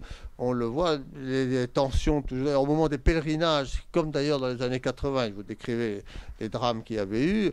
Là encore, le drame qui vient de se passer est très intéressant parce que, il est par définition tragique, hein, puisque sur les 700 morts, il y a probablement plus de 200 Iraniens.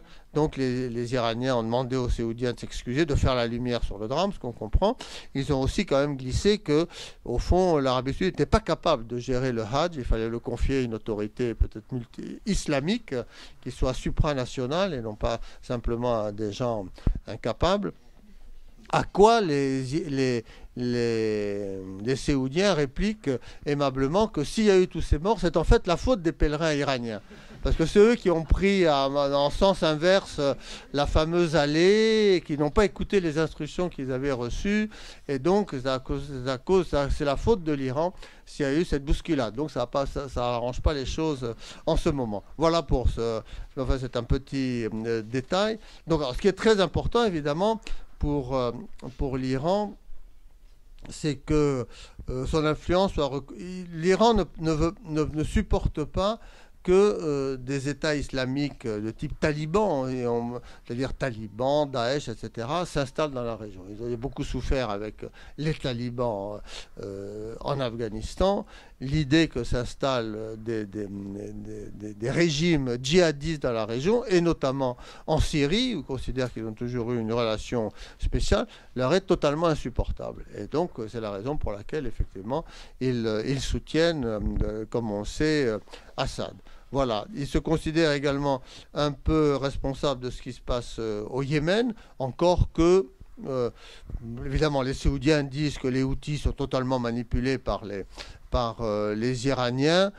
Les raisons du soulèvement houthi sont quand même endogènes. Hein. Ça tient vraiment au fait qu'ils étaient très maltraités, que la constitution qui se dessinait sous l'égide du président Hadi allait réduire de beaucoup les territoires auxquels qu'on leur reconnaîtrait en quelque sorte dans un État décentralisé. C'est contre ça qu'ils se sont rebellés. Hein.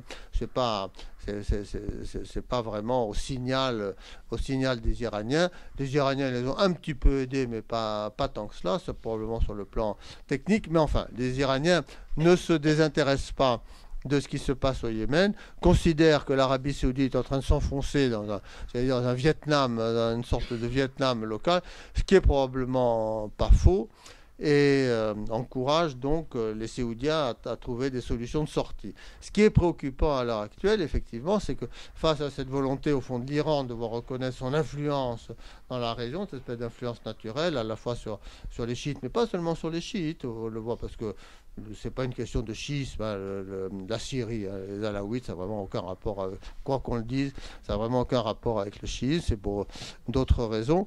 Mais en ce moment, avec les Saoudiens qui sont aux affaires, cette nouvelle génération de Saoudiennes qui découvrent les joies du pouvoir en quelque sorte, mais qui prennent ces jouets en main sans trop savoir s'en servir, on passe par une phase extrêmement délicate. Hein. Précisément, l'intervention au Yémen ne sera certainement pas passée 5 ou 10 ans avant de cette façon-là. Ils prennent des risques, ils jouent un peu avec le feu avant qu'ils se brûlent vraiment les doigts. Ça prendra peut-être un certain temps. Est-ce qu'ils reviendront à la raison? Ce qui est vrai, c'est que tourner vire, que ça plaise ou non, le vrai équilibre de la région à long terme passe quand même par une coopération entre l'Iran et l'Arabie Saoudite. Alors ça, quand on a dit ça, on n'a rien dit parce qu'on ne voit pas très bien comment on va y arriver, mais il n'y a pas d'alternative à cette coopération pour assurer la stabilité de la région. Une toute dernière question. Oui, mais bon. Monsieur l'ambassadeur, j'aurais une question sur un corps omniprésent que vous avez évoqué, j'espère bien le prononcer, les Pastahan. Est-ce que vous pouvez nous dire sur leur situation dans les différents appareils politiques, militaires, de renseignement, économiques, financiers, donc leur situation, leur division également, s'il y en a, et peut-être leur ambition avec le renouvellement des générations, avec les rentiers de la Révolution. Merci. Oui, non, c'est tout à fait une question tout à fait intéressante parce que les Pasdaran, c'est vraiment un monde. Hein. Au départ, ils font une garde prétorienne créée par le régime pour se protéger, tout simplement, se protéger des oppositions armées. Et puis avec l'arrivée de la guerre Irak-Iran, l'invasion de Saddam Hussein, les Pasdaran ont développé une capacité de combat classique face aux troupes irakiennes. Ils sont devenus l'élément indispensable à l'intérieur du système, puisqu'ils le défendent à la fois sur le plan intérieur et extérieur. Ils le défendent sur le plan extérieur contre tous les complots qui peuvent menacer la République islamique, les tentatives de la faire évoluer, et c'est la raison pour laquelle la hiérarchie des Pasdaran prend des positions, par exemple, contre Rouhani, là, dans l'affaire des élections. Donc ils se considèrent comme les gardiens du temple, hein, de la pureté de la révolution islamique. Ils se considèrent aussi comme les défenseurs de la révolution islamique à l'extérieur, et c'est eux, effectivement, qui gèrent toutes les situations conflictuelles à l'extérieur des frontières. On l'a vu en Irak, en Syrie, au Yémen, et face à Israël dans leur liaison avec avec le Hezbollah. Ils ont développé cette force Quds, donc, qui est leur service d'action extérieure secrète, là, qui intervient dans toute la région, avec le général Soleimani, qui a fini par acquérir une certaine notoriété, bien qu'au départ il n'était pas censé apparaître sur des photographies, etc. Mais on l'a vu apparaître. Il joue donc un rôle absolument central au sein du régime, un rôle politique absolument central. Et alors, la question, sur le plan économique, donc, petit à petit, pour conforter leur emprise, ils se sont emparés de secteurs économiques. Peut-être d'ailleurs, ils le disent toujours, on s'est commencé à s'occuper d'un certain nombre de choses que personne ne savait le faire, personne ne pouvait le faire, notamment les grands travaux publics. Mais qui ont un intérêt aussi stratégique, grandes routes, barrages, aéroports, etc. Dans les régions un peu troublées, ils se sont mis aux frontières, mais ça leur a permis de contrôler aussi les passages douaniers, les passages de marchandises. Donc une partie de ce qui rentre et qui sort d'Iran passe par les mains des Pasdaran, ils touchent de l'argent, donc ils gèrent en quelque sorte un marché noir, ils gèrent notamment, ça c'est un peu paradoxal, le marché noir de l'alcool, là, si vous voulez, pour avoir la vodka, la bière, etc.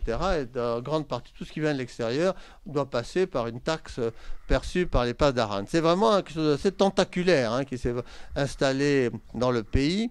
Alors, à un moment, d'ailleurs, je le dis parce que ça a été, je me souviens très bien d'Hillary Clinton, dans les années 2009-2010, en disant oui, l'Iran va se militariser, les Pasdaran vont vraiment s'installer un régime militaire.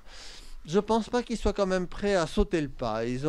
Je pense qu'ils ont un loyalisme à l'égard de la structure du régime islamique. Ce n'est pas dans l'esprit, je pense, des Iraniens d'instaurer un régime militaire, de générer une sorte de Saddam Hussein qui prendrait la tête du pays. Je pense qu'ils se satisfont de leur position actuelle et du rôle, évidemment, considérable qu'ils jouent dans le domaine politique, militaire et économique. Ça, c'est l'armée des Pasdaran. Il y a un autre phénomène qui est intéressant et qui, d'ailleurs, étend l'influence des Pasdaran au-delà même de la hiérarchie Pasdaran, c'est le fait que les Pasdaran, quand ils ont fini leur carrière militaire, ils pantouflent dans le civil. Et ils prennent des positions, effectivement, dans les grandes entreprises. Je dis, au fond, les Pasdaran, c'est comme l'école nationale d'administration en France. Vous faites 10 ou 15 ans comme fonctionnaire. Là, vous faites comme Pasdar.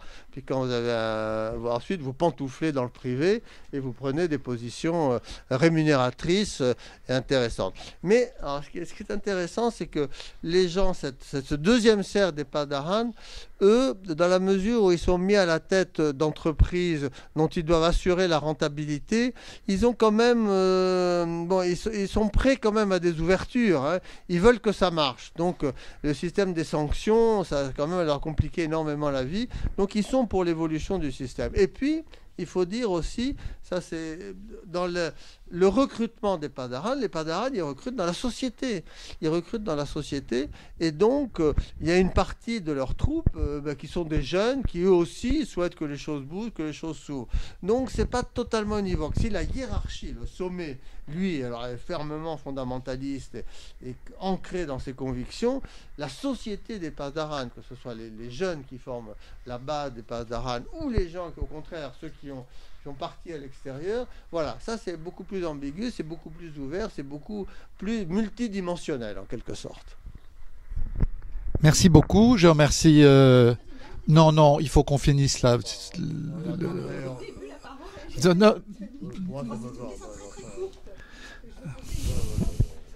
Purement économique, très courte. Vous avez dit que les revenus les plus importants étaient donc la TVA, impôts, etc. Ce qui veut dire que l'Iran n'était pas complètement étranglé par les sanctions. Donc, question subsidiaire. Maintenant que l'Iran va être de moins en moins étranglé par cet embargo, l'Iran va devenir très puissant. Et est-ce que ça ne fait pas peur à beaucoup de pays de la région, Chine peut-être, URSS ? il va devenir plus puissant et surtout plus prospère. Il va devenir plus prospère, mais ça ne va pas être trop long. Ça va être un processus quand même très long. Hein. Ça va pas venir du jour au lendemain. Les sanctions, elles sont toujours en vigueur. Elles ne commenceront à être levées qu'au printemps 2016, si tout va bien. Et ensuite, avant qu'elles commencent à produire leurs effets, il y a un phénomène de percolation lente, hein, vraiment. Et ils n'ont pas l'intention de dépenser d'un seul coup les 100 ou 150 milliards qu'ils vont recevoir. Ils sont très prudents. Voilà, c'est un phénomène. Là, on est parti pour un cycle quand même, j'allais dire, de 10 ou 15 ans pour voir le plein effet de la levée des sanctions. Merci. Donc, je remercie François Nicoulot. Je vous remercie...